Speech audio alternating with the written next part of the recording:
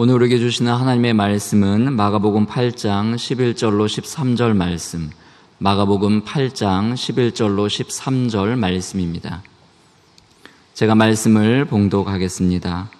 바리새인들이 나와서 예수를 힐난하며 그를 시험하여 하늘로부터 오는 표적을 구하거늘 예수께서 마음속으로 깊이 탄식하며 이르시되 어찌하여 이 세대가 표적을 구하느냐? 내가 진실로 너희에게 이르노니 이 세대의 표적을 주지 아니하리라 하시고 그들을 떠나 다시 배에 올라 건너편으로 가시니라. 아멘. 오늘 본문은 표적에 관한 말씀입니다. 바리새인들은 예수께 와서 표적을 구합니다. 표적은 기적과 어떻게 다를까요? 약간 다릅니다. 표적은 그 자체의 의미가 표적이 베풀어짐으로 우리 안에 믿음이 생기는데 직접적으로 도움이 된 그런 기적들을 표적이라고 합니다. 기적을 보고 우리가 예수님을 잘 믿을 것 같지만 사실은 기적을 보고도 예수님을 잘 못 믿을 수 있습니다. 기적을 보고 하나님 못 믿은 대표적인 인물이 누구냐면 바로입니다. 바로는 10가지 재앙, 기적을 보고도 하나님을 믿지 못했습니다. 표적은 우리 안에 생기게 되면 그 표적이 우리의 믿음을 갖는데 도움이 됩니다. 그래서 우리는 기적보다는 표적이 필요하지요. 오늘 본문에서도 바리새인들이 예수께 와서 표적을 구하는데 표적을 구했다는 사실이 잘못이 아니라 어떤 표적을 왜 구했느냐가 문제입니다. 11절을 보면 바리새인들이 구한 표적은 예수님을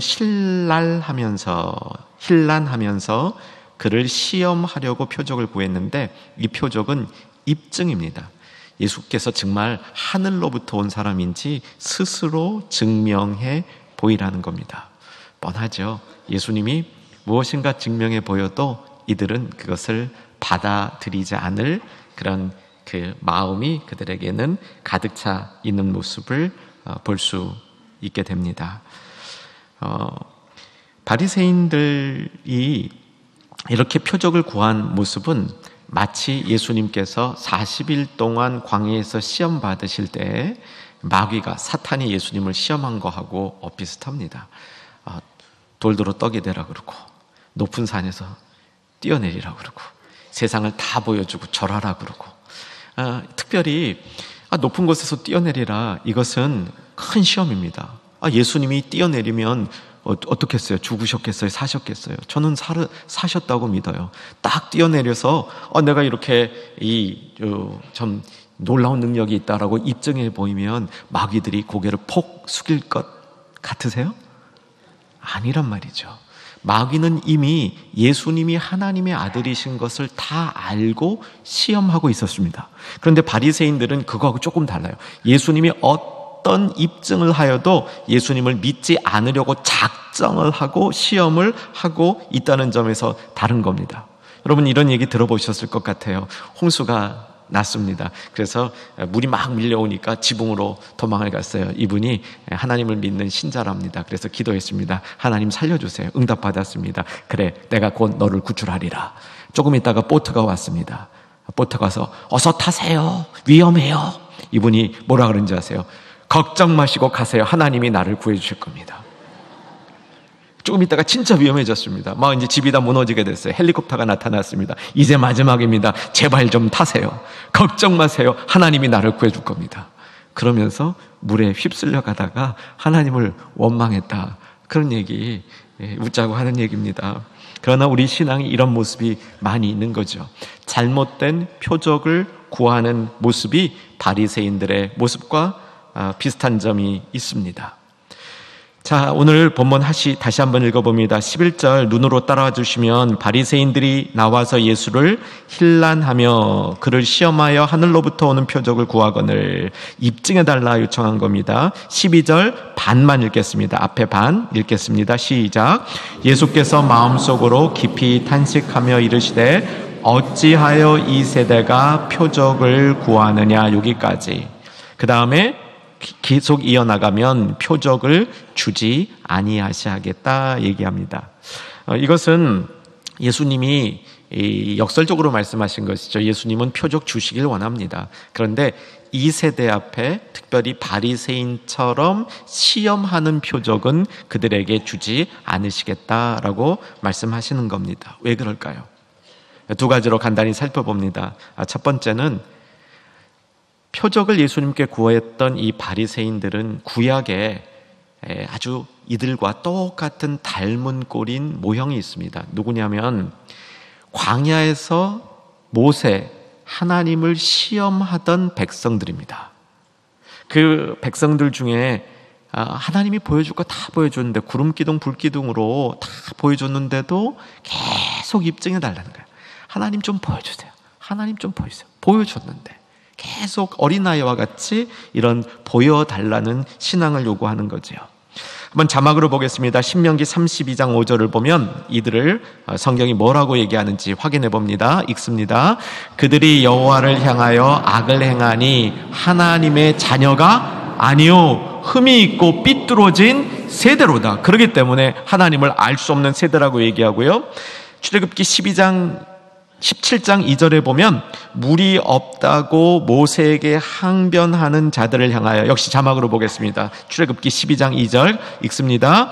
백성이 모세와 다투어 이르되 우리에게 물을 주시지 마시게 하라. 모세가 그들에게 이르되 너희가 어찌하여 나와 다투느냐? 너희가 어찌하여 여호와를 시험하느냐? 바리새인의 모습이 이들 안에 그대로 담겨 있는 것이죠.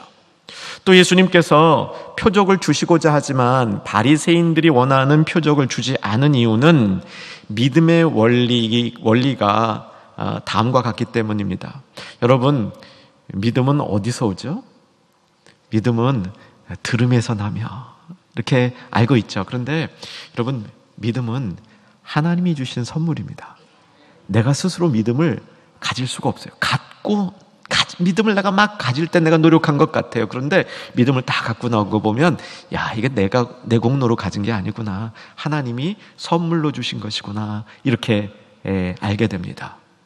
여러분, 혹시 우리 가운데 정말 내가 믿으려고 그러는데 잘 안 믿어집니다 하시는 분이 있다면, 그분을 하나님이 선택한 하나님의 백성이라면 이 방법을 사용해 보십시오. 이제 믿겠습니다. 믿어보겠습니다. 내가 믿어볼 테인데 이후에 나에게 표적을 좀 보여주십시오. 나에게 믿음을 좀 확증시켜 주십시오. 그렇게 믿음 생활을 시작한다면 하나님께서 저는 믿음을 주시리라 믿습니다. 여러분, 표적은 우리 안에 믿음을 갖게 하는데 유익합니다. 그런데 표적이 있어서 믿음을 갖는 게 아닙니다. 믿음이 있기 때문에 표적을 얻을 수 있는 겁니다. 순서가 바뀌어야 되는 겁니다. 내가 믿습니다, 믿나이다 할 때 정말 보이지 않던 표적들이 주변에 얼마나 많이 내 주변에 있는지를 발견할 수 있게 되는 것이죠. 오늘 성찬에 참여하는 충현의 가족들에게 주님 앞에 어린아이와 같이 단순한 믿음 가질 수 있기를 주의 이름으로 축원합니다. 예수님이 보여주신 표적의 참 모습은 사실은 기적과 같은 어떤 일들이 아니었습니다. 예수님은 많은 기적과 같은 일들을 보여주셨습니다. 여러분 아시죠? 보리떡 5개, 물고기 2마리, 그 모임의 주제였죠. 그래갖고 어떻게 했습니까? 5,000명 남자만 먹이셨습니다. 무리도 거르시고 풍랑도 잠잠하게 하시고 물이 변하여 포도주도 되게 하시고 38년 된 병자도 고치고 소경 날 때부터 소경된 자도 고치고 예수님이 수많은 기적을 베푸셨는데 이 기적이 어떤 사람들에게는 믿음을 갖는데 도움이 됐습니다. 그런데 오늘 바리새인들과의 이 대화를 통해서 예수님이 결정적으로 가르쳐 주시려는 것은 표적 중에 표적이 뭐냐는 겁니다. 여러분, 이 표적을 우리가 가지셔야 되는데 표적 중에 표적은 예수님 자신입니다. 예수님 자신이 표적 중에 표적이라는 것을 성경은 여러 곳에 설명해 주는데 두 군데만 살펴보겠습니다. 자, 오늘 본문이 마가복음 8장입니다. 오늘 본문 바로 전에는 7병이어의 기적이 있었습니다. 5병이어를 아시는 분은 7병이어는 거의 같은 사건입니다. 물고기가 좀 더 많아졌어요. 5마리에서 7마리가 됐고요. 보리떡이 물고기는 그대로 2마리입니다. 남은 그 떡들이 5병이어 때는 몇 광주리가 남았습니까? 12광주리. 7병이어 때는 몇 광주리가 남게 되냐면 7광주리가 남아요. 그런데 광주리로 표현하는 이 원어의 이 사이즈가 달라요. 그래서 7광주리지만 큰 광주리입니다. 양은 더 많았는지도 몰라요. 어쨌거나 이렇게 풍성히 먹고 떡이 남았는데 14절에 보면 다음 여행을 할 때 제자들이 떡 가지고 오는 것을 깜빡합니다. 자, 여러분 말씀 피시고 성경 피시고 14절을 같이 한번 읽겠습니다. 제자들이 떡 가져오기를 잊음에 배에 떡 한 개밖에 그들에게 없더라. 얼마나 속상하겠어요. 좀 잘 챙겨오지. 이거 안 챙긴 제자는 엄청 핀잔 들었을 것 같아요. 그 떡이 어떤 떡인데, 그 떡을 안 갖고 와. 떡이 배에 몇 개 있다고요? 한 개. 이 떡이 어떤 떡인지 잠시 한번 여러분 상상력을 동원해 보십시오. 떡이 하나 있다. 이 떡이 어떤 떡일까? 자, 17절로 옮겨보시면 예수님께서 이런 상황을 아시고 너희가 읽습니다. 너희가 어찌 떡이 없으므로 수군거리느냐? 아직도 알지 못하며 깨닫지 못하느냐? 너희 마음이 둔하냐? 자, 이게 예수님 무슨 말씀하시는 거예요? 배에 있는 떡 한 덩어리가 뭘 얘기하는 것 같습니까? 예수님 자신이죠. 자, 오병이어 때 보리떡 5개가 축사되고 물고기 2마리가 축사되면서 정확히 어떤 모습이었는지 우리가 알 수 없지만 계속 많아지는 거예요. 계속 떡이 나오는 겁니다. 여러분 상상 가능하시죠? 그런데 그것이 한 개의 떡에서 비롯되어졌다. 이렇게 예수님 말씀하십니다. 그 한 개의 떡이 뭡니까? 예수님 자신이죠. 요한복음에 보면 예수님이 오병이어의 기적을 설명하시면서 나는 생명의 떡이라 이 생명의 떡이 부서져야 할 거니 이렇게 설명합니다. 예수님의 죽으심을 얘기하는 거죠. 예수님의 십자가에 달려서 죽으심을 얘기하시는데 그것뿐만 아니라 거기서 더 나가서 예수님의 생명이 계속 쪼개지고 부서져서 나눠지고 다른 사람 속으로 들어갈 이런 예수님이 하신 놀라운 생명의 사역의 큰 모습을 보여주는 겁니다. 사랑하는 여러분, 저와 여러분에게 예수의 표적이 있기를 주의 이름으로 축원합니다. 예수님이 우리 안에 그 표적으로 있을 때 한 개의 떡, 그 떡은 계속 부서지는 거예요. 그래서 날마다 필요할 때마다 우리에게 생명을 공급해주고 힘을 공급해주시는 하나님의 놀라운 능력이 되는 것이죠. 이것이 표적입니다. 또 다른 표적을 설명하는 방식은 예수님인데 특별히 예수님의 죽으심과 부활하심을 표적 중에 표적이라고 설명합니다.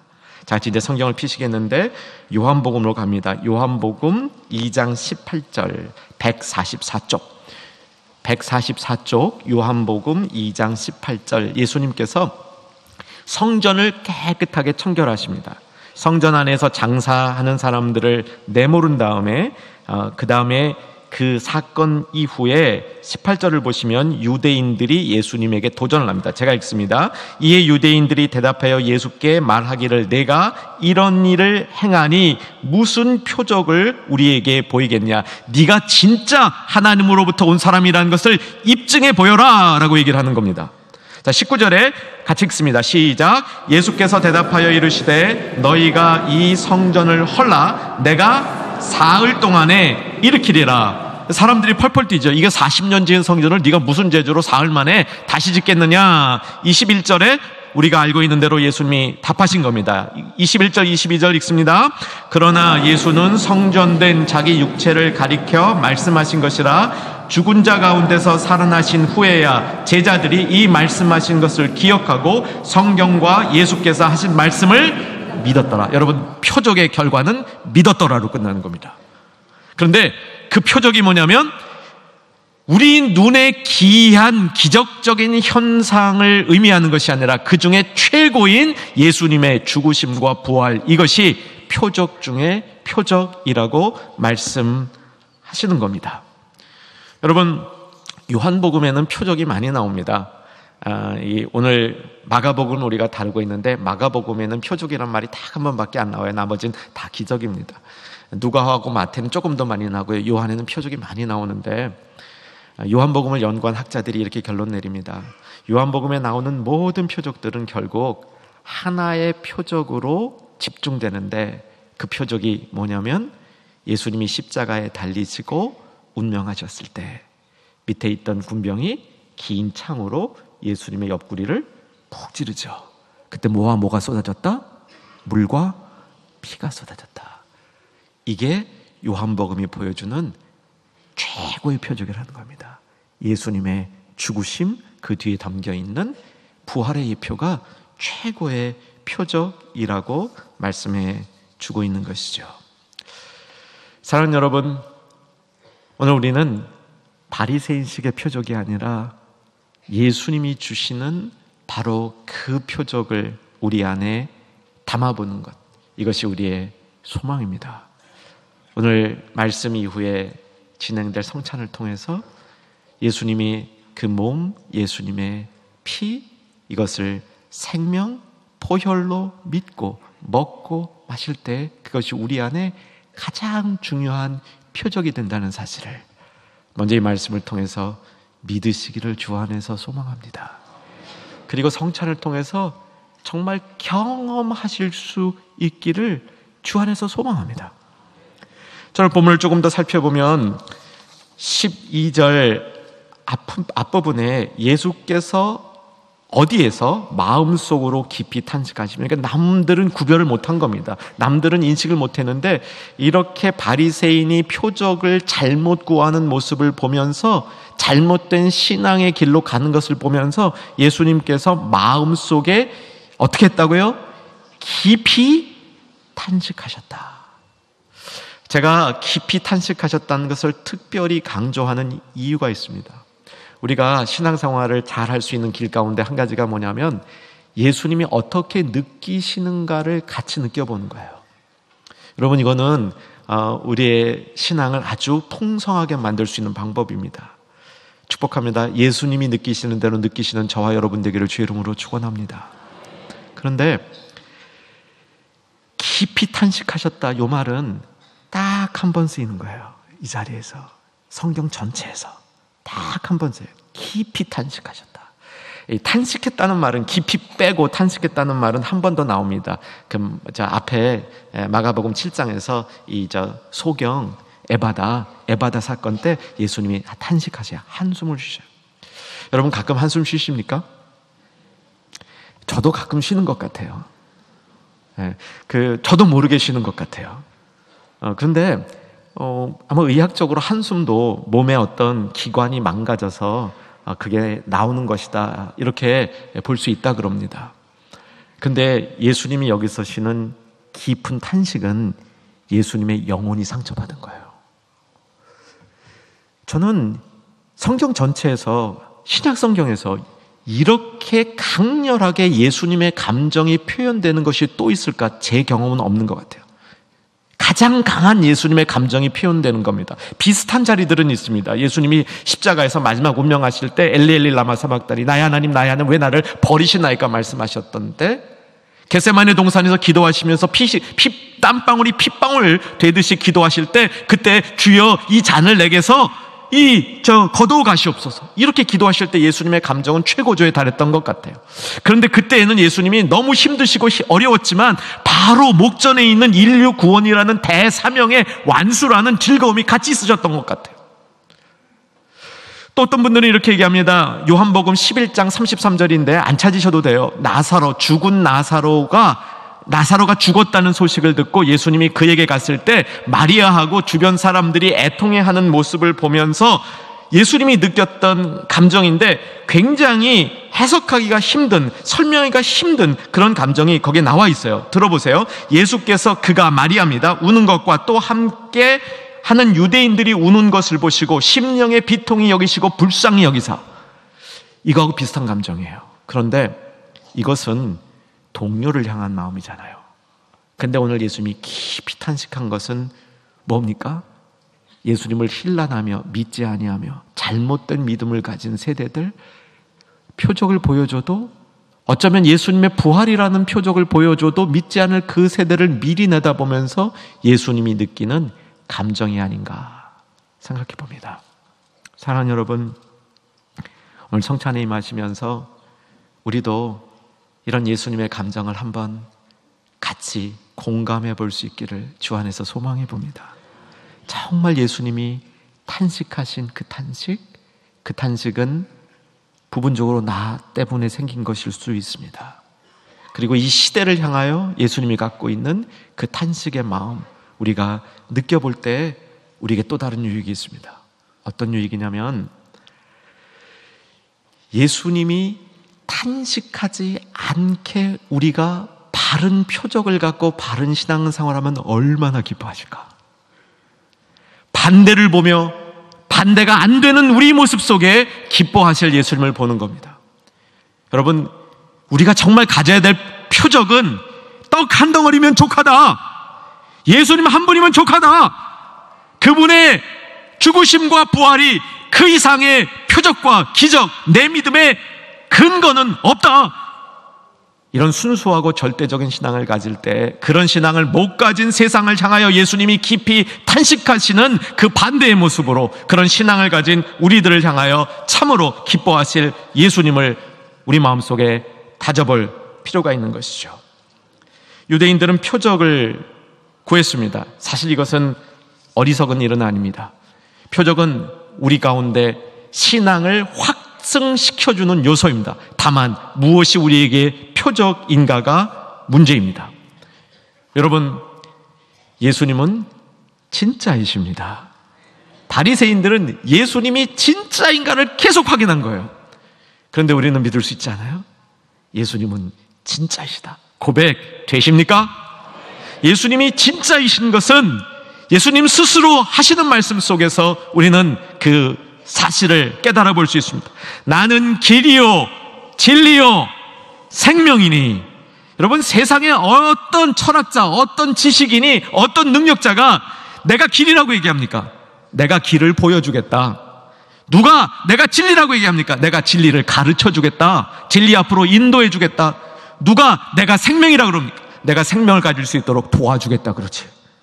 사람들은 거기까지밖에 못하는 겁니다.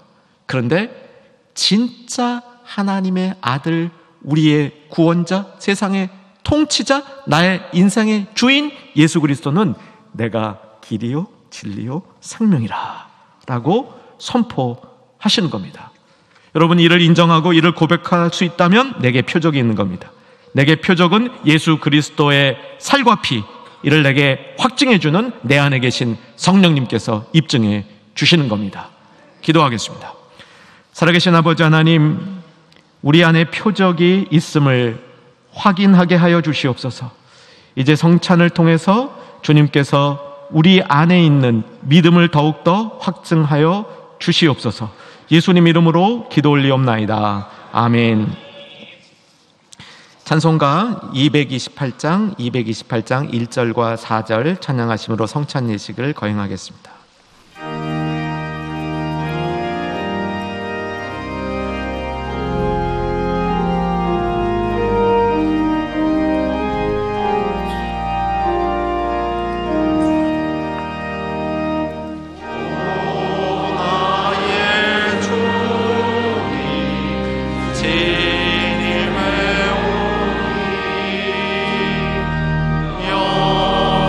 영원한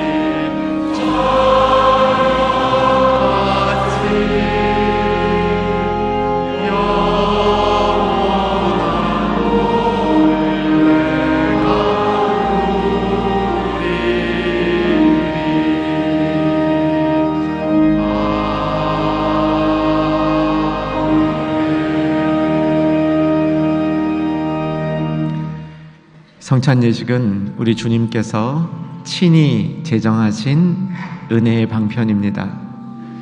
우리는 조금 전에 소리로 귀로 들려준 복음을 들었습니다. 어떤 분들에게 이제 나누어지는 떡과 피는 눈에 보이는 예수님일 수도 있습니다. 성찬 예식을 통해서 우리가 이루어야 되는 것은 예수님과 신비로운 연합을 경험하는 겁니다. 논리로 설명할 수 없는 것입니다. 경험할 수 있는 특권과 축복이 우리 모두에게 있기를 소망해 봅니다. 성찬 예식에는 세례받은 분들만 참석할 수 있습니다. 떡과 잔이 나누어질 때 세례받은 분들은 하나씩 받으시고 먼저 홀로 드시지 마시기 바랍니다. 뜻을 생각하면서 찬양하시기를 권합니다.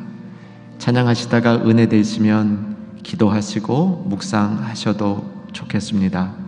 다 떡이 그리고 잔이 나누어진 뒤에 함께 떡과 잔을 나누도록 하겠습니다. 성찬을 위해서 꼭 필요한 것이 내가 정결해지는 것입니다. 나의 죄사함을 받는 것입니다. 이 시간 저의 기도에 동참해 주심으로 죄를 회개하고 자복하고 성령께서 깨끗하게 씻어주심을 경험한 후에 성찬에 참여하도록 하겠습니다.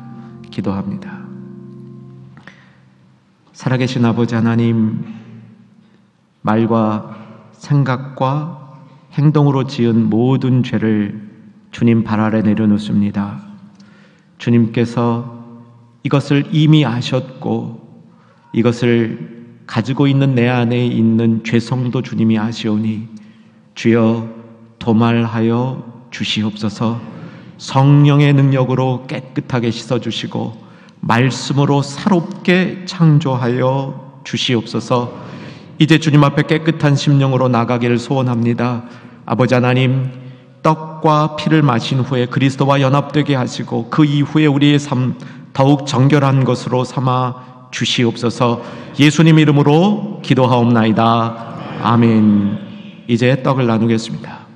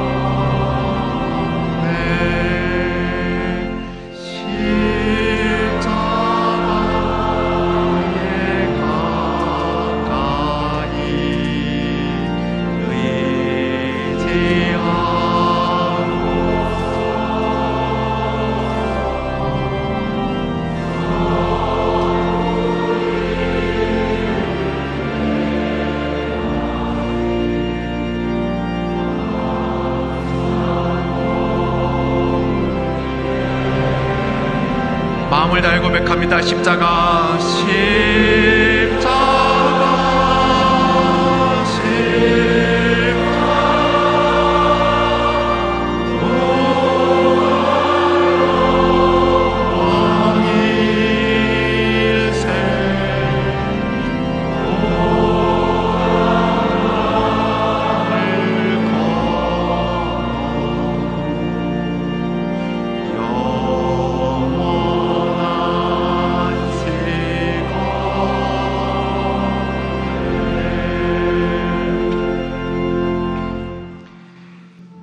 멸시를 받아 사람들에게 버림받았으며 간고를 많이 겪었으며 질고를 아는 자라.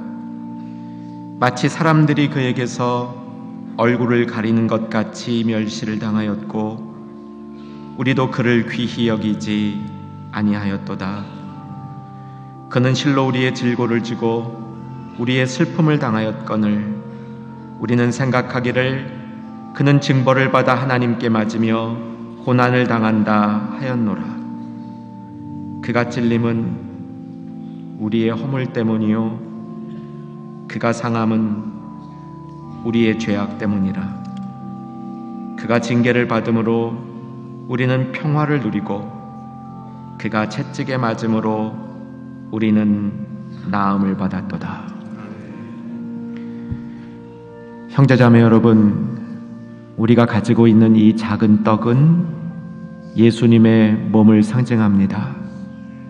우리가 믿음으로 이 떡을 대할 때 이 떡은 갈보리 십자가 위에서 나를 사랑하사 친히 찢어 나눠주신 예수님의 몸이 됩니다. 예수님의 몸에는 생명이 담겨 있습니다. 하나님이 세상을 이처럼 사랑하사 독생자를 통하여 우리에게 주신 그 생명이 담겨 있습니다. 이제 믿음으로 고백하십시다. 그 삼위의 하나님을 내가 사랑합니다. 이 고백과 함께 같이 떡을 나누겠습니다.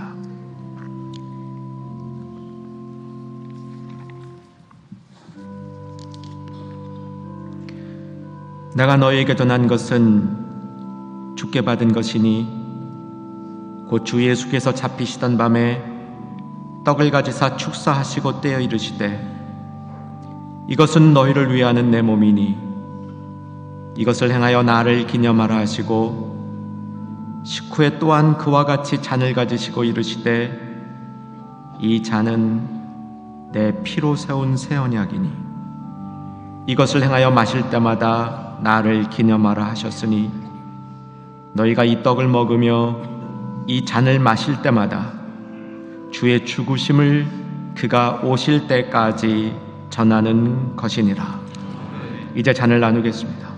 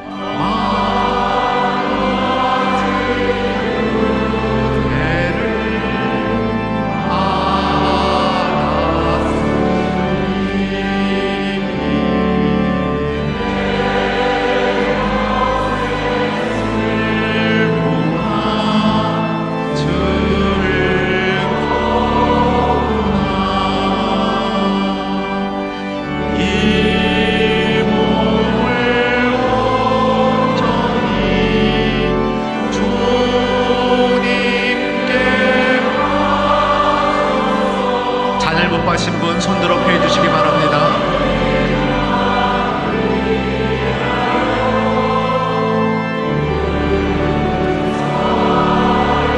만 가지 은혜를 받았으니 만 가지 은혜를 받았으니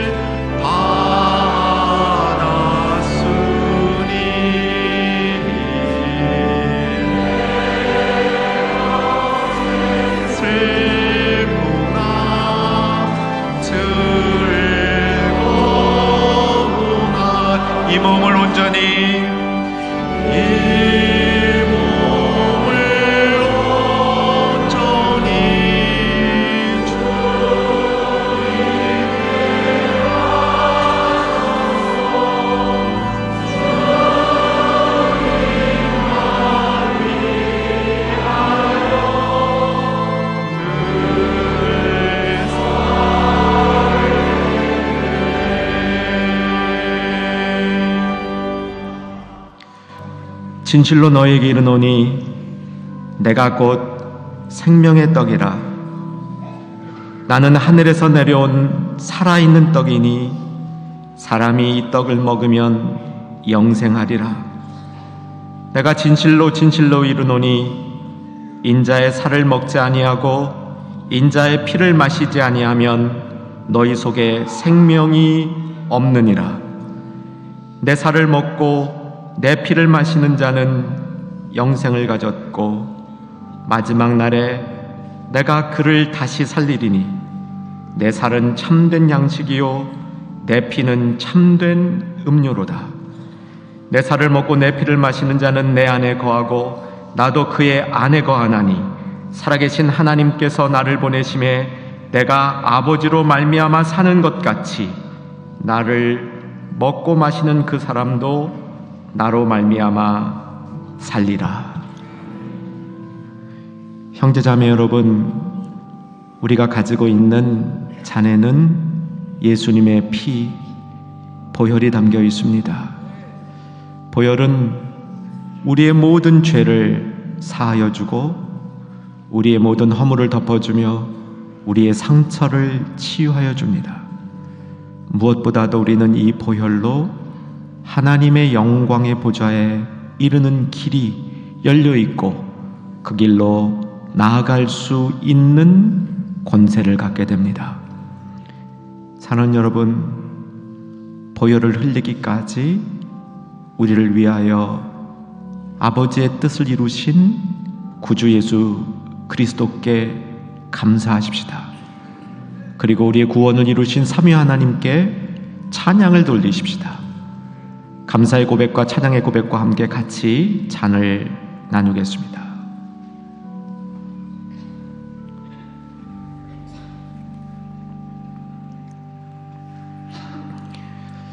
이제 예수 그리스도의 표적을 내 안에 갖고 살기를 소원하는 모든 성도님들은 두 손을 모아서 가슴에 대고 기도하겠습니다.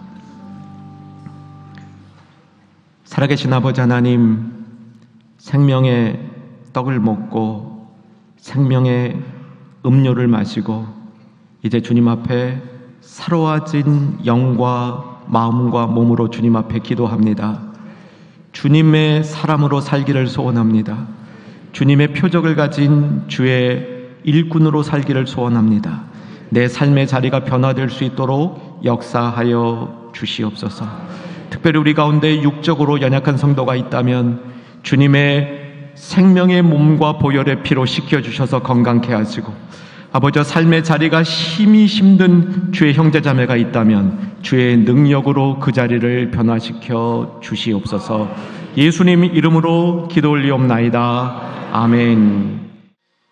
나를 위하여 십자가에 달리신 구주 예수 그리스도의 은혜와 하나님 아버지의 크신 사랑과 성령님의 내주교통 위로 충만케 하심이 그리스도와 연합되어서 하나님의 증인 되기로 결단한 주의 백성들 위해 이제로부터 영원토록 함께 있을지어다.